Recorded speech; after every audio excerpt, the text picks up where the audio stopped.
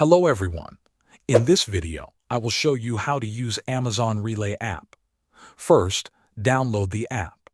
Open the Google Play Store or the Apple App Store on your phone and search for the Amazon Relay app. Install it and open it once the download is complete. Next, log into your account. Use the same email address that your carrier used when creating your profile. If your company gave you an invitation code, enter that code to connect your account with your carrier. After logging in, if you are a carrier managing your own authority, you can access the load board. Here, you can book spot loads instantly. You can also post your truck availability so the system can match you with loads. If you prefer long-term work, you can submit bids or accept contracts for multiple weeks.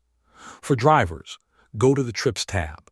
This is where you will see all your upcoming, active, and completed trips. Tap on a trip to view details like facility instructions, load ID, and schedule. When you are ready to start, tap Begin Navigation.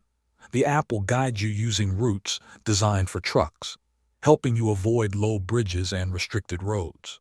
You will also see weather updates along your route. Pay attention to alerts to stay safe. If you are delayed, use the Report Delay feature so your updated arrival time is shared automatically. Thanks for watching.